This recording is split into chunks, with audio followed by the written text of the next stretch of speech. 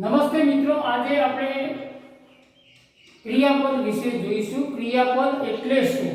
તો ક્રિયાપદને અંગ્રેજીમાં આપણે વર્બ કહીએ છીએ। વર્બ એટલે ક્રિયાપદ। હવે ક્રિયાપદ શું છે? તો આપણે અહીંયા લખીએ કે રમેશ પ્લેઝ ક્રિકેટ।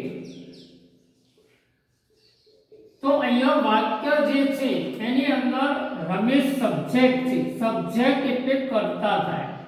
વર્બ છે, વર્બ એટલે ક્રિયાપદ થાય। ક્રિકેટ એક કર્મ છે એટલે ઓબ્જેક્ટ થાય। જો આ કર્તા છે, સબ્જેક્ટ ને આપણે ગુજરાતી ભાષામાં કર્તા કહીએ। સબ્જેક્ટ એટલે વિષય ના થાય, એના અંગ્રેજીમાં એક શબ્દના અનેક અર્થ થાય, પણ અહીંયા સબ્જેક્ટ એટલે કર્તા થાય। વર્બ એટલે ક્રિયાપદ થાય। અહીં ક્રિયાપદ છે અને કર્મ પણ આપેલું છે। હવે કોઈ પણ વાક્યની વ્યાખ્યા એવી છે કે વાક્ય એટલે શું? તો વાક્ય એટલે કોઈ પણ વાક્યની અંદર એક કર્તા હોય તો એક કર્તા છે, એક ક્રિયાપદ છે, તો એને વાક્ય કહી શકાય। કર્મ હોય પણ ખરા અને ના પણ હોય। કર્મ ફરજિયાત હોવું જોઈએ એવું નહીં। એટલે આપણે અહીંયા વાક્યની વ્યાખ્યા જોઈએ તો કર્તા છે અને ક્રિયાપદ છે। હવે આ જે ક્રિયાપદ છે કર્તા પછી જ આવે છે। હવે આ ક્રિયાપદની આપણે વાત કરવાના છીએ આજે। તો ક્રિયાપદ એટલે ક્રિયા બતાવી। હવે ક્રિયા જુદા જુદા પ્રકારની હોય, સ્ટેટિક ક્રિયા પણ હોય। તો અહીંયા ઓક્ઝિલરી વર્બ, વર્બના પ્રકાર પાડીએ કે ઓક્ઝિલરી વર્બ અને એક મેઇન વર્બ। ઓક્ઝિલરી એટલે શું? તો સહાયકારક ક્રિયાપદ કહેવાય છે કે વાક્યની અંદર સહાય કરવાનું કામ કરે છે। તો વાક્યમાં ઓક્ઝિલરી હોઈ શકે, સહાયકારક ક્રિયાપદ હોઈ શકે। તો ઓક્ઝિલરીના બે પ્રકાર છે, પ્રાઇમરી ઓક્ઝિલરી અને મોડલ ઓક્ઝિલરી। હવે પ્રાઇમરી ઓક્ઝિલરી એટલે શું? તો અહીંયા મેં એક વાક્ય લખ્યું છે, અહીંયા મેં એક વાક્ય લખું જુઓ। તે આપણે પ્રાઇમરી ઓક્ઝિલરી એટલે શું અને મોડલ ઓક્ઝિલરી એટલે શું? તો પહેલા પ્રાઇમરી ઓક્ઝિલરી વિશે જોઈએ। તો અહીંયા એક વાક્ય લખું કે આઈ એમ એ સ્ટુડન્ટ। તો અહીંયા તમે જે એમ મૂક્યું છે એ મુખ્ય ક્રિયાપદ છે। એટલે પ્રાઇમરી ઓક્ઝિલરી ત્રણ છે, એક ટુ બી, ટુ ડુ અને ટુ હેવ। આ ત્રણ પ્રાઇમરી ઓક્ઝિલરી છે। હવે આ ટુ બી નો ઉપયોગ આપણે અહીંયા કર્યો છે। તો આઈ એમ એ સ્ટુડન્ટ એની અંદર જે એમ મૂક્યું છે એ મુખ્ય ક્રિયાપદ છે, એટલે અહીંયા મેઇન વર્બનો અર્થ બતાવે છે। એટલે આનું ગુજરાતી કરો તો હું વિદ્યાર્થી છું। એટલે વિદ્યાર્થી હોવું એવો ભાવ છે। હું વિદ્યાર્થી છું, હોવું એવું એક્શન વર્બ નથી, હોવું એવો સ્ટેટમેન્ટ કહેવાય અંગ્રેજીમાં। હવે આનું જ વાક્ય છે કે આઈ એમ રાઇટિંગ એ લેટર। તો અહીંયા બે જે આઈ એમ રાઇટિંગ એ લેટર લખ્યું તો અહીંયા એમ છે અને અહીંયા રાઇટ છે। હવે ચાલુ વર્તમાન કાળનું આ વાક્ય છે, એટલે ચાલુ વર્તમાન કાળ બનાવવું હોય તો ટુ બી નું સહાયકારક ક્રિયાપદ લેવું પડે। એટલે આ સહાયકારક ક્રિયાપદ છે અને રાઇટ એ મુખ્ય ક્રિયાપદ છે। તો આ મુખ્ય ક્રિયાપદ જે છે એને તમે આઈએનજી લગાડ્યો એટલે કે પ્રેઝન્ટ પાર્ટિસિપલ કહેવાય। પ્રેઝન્ટ પાર્ટિસિપલ બનાવ્યું અને ટુ બી ક્રિયાપદ વાપર્યું એટલે ઇઝ, એમ અને આર ત્રણમાંથી એક ટુ બી ક્રિયાપદ સહાયકારક ક્રિયાપદ તરીકે ચાલુ વર્તમાન કાળમાં વપરાય છે। તો અહીંયા તમે ચાલુ વર્તમાન કાળ વાપર્યો, પણ આ એમ અને આ એમ માં શું ફેર છે એ સમજાવ્યા। તો એને આપણે સમજી લઈએ। જો પ્રાઇમરી ઓક્ઝિલરી છે અને આ ટુ બી છે। હવે અહીંયા એમ છે અને અહીંયા એમ છે। અહીંયા એમ એ મુખ્ય ક્રિયાપદ છે, આ યાદ રાખો, આ મુખ્ય ક્રિયાપદ છે કે જેનો ગુજરાતીમાં અર્થ થાય છે। અહીંયા એમ એ સહાયકારક ક્રિયાપદ છે, એનું ગુજરાતી થતું નથી। ફક્ત કાળ બનાવવા માટે, સહાય કરવા માટે વપરાય છે। અંગ્રેજીમાં એને ઘણા હેલ્પિંગ વર્બ પણ કહે છે।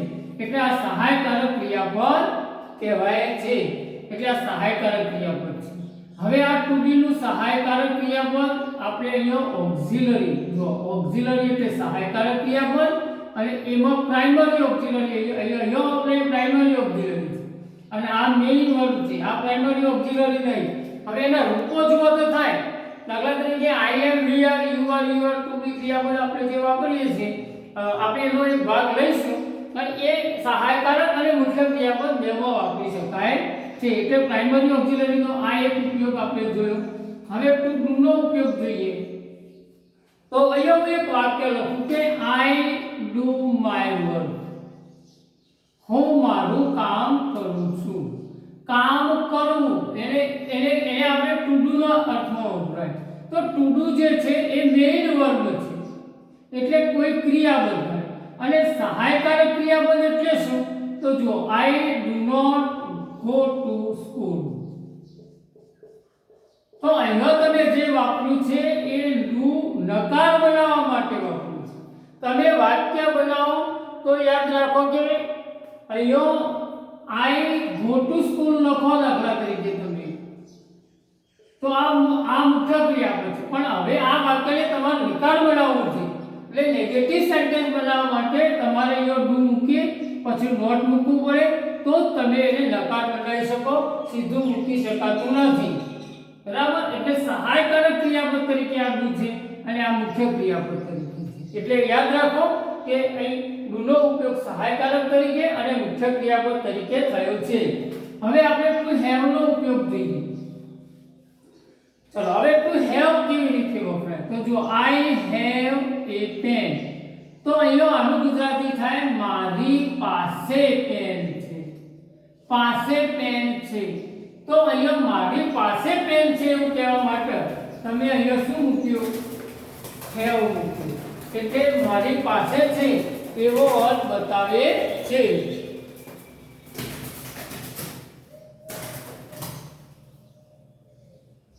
મારી પાસે પેન છે, આઈ હેવ એ પેન, એવું હેવ એવો અર્થ બતાવે છે. હવે આ પૂર્ણ વર્તમાનકાળનું વાક્ય હોય તો I have just finished my work.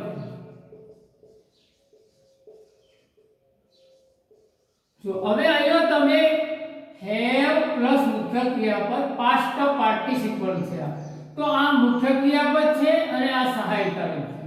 હવે અહીંયા હેવ જે છે એ મુખ્ય ક્રિયાપદ છે. આનું ગુજરાતી પાસે છે, માલિકી બતાવે એવો અર્થ બતાવે.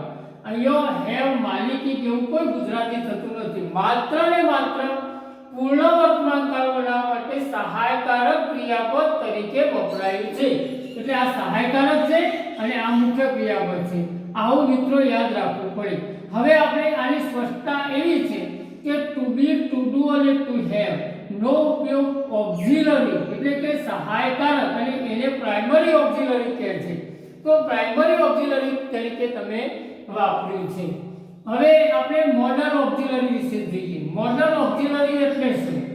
તો મોડલ એટલે ભાવ થાય. મોડેલ શબ્દ ના બોલતા મિત્રો, ખોટું છે.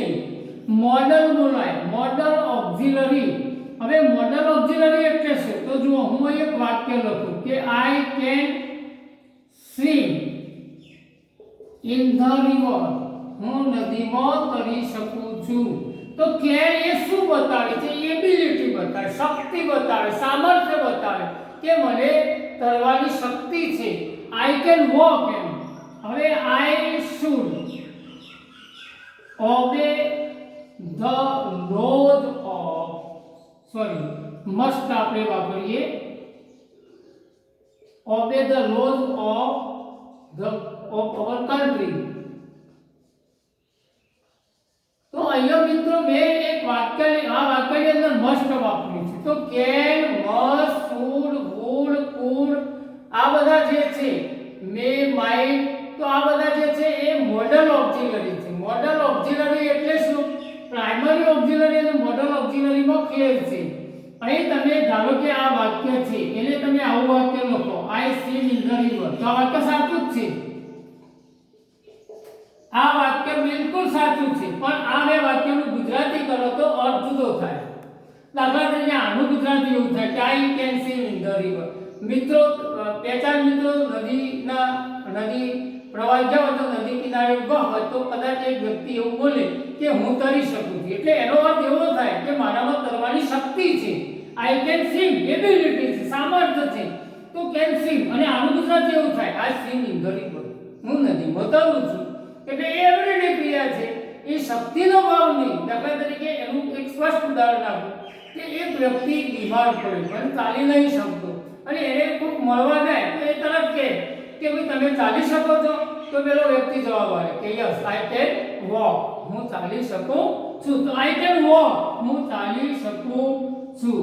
તો અહીંયા તમે આઈ કેન વોક, તો કેન એ શક્તિનો ભાવ બતાવે છે. તો આ બધા મોડલ ઓક્ઝિલરી છે. મોડલનું ગુજરાતી આપણે કહી શકીએ કે ભાવ બતાવે. ચાલો ગુજરાતી નહીં કરવાનું. તમે ઘણા વિદ્યાર્થીઓ ઘણા લોકો એવું કહે કે ભાઈ આનો અર્થ શક્ય થાય, શક્ય ના થાય. ભાવ બતાવે. ચાલો ભાવ આવે એટલે વાક્યનો અર્થ જળવાઈ રહે. ઘણી જગ્યાએ શક્ય શબ્દ ન લખાય તો પણ ભાવ તો બતાવે, એટલે ભાવ બતાવે છે. ટૂંકમાં મોડલ એટલે ભાવ બતાવે. ચલો ઓક્ઝિલરીના આપણે બે પ્રકાર શીખ્યા, પ્રાઇમરી ઓક્ઝિલરી અને મોડલ ઓક્ઝિલરી. પ્રાઇમરી ઓક્ઝિલરી એટલે પ્રાથમિક સહાયકારક ક્રિયાપદો. મોડલ ઓક્ઝિલરી એટલે એને ગુજરાતીમાં વિકલ્પ સહાયક ક્રિયાપદો કહે છે. વિકલ્પો તમને બહુ નહીં ખબર પડે પણ મોડલ શબ્દ યાદ રાખજો. હવે આપણે આને પાર્ટ 1 માં લઈશું, પાર્ટ 2 નો ભાગ આપણે અલગથી સમજાવીશું.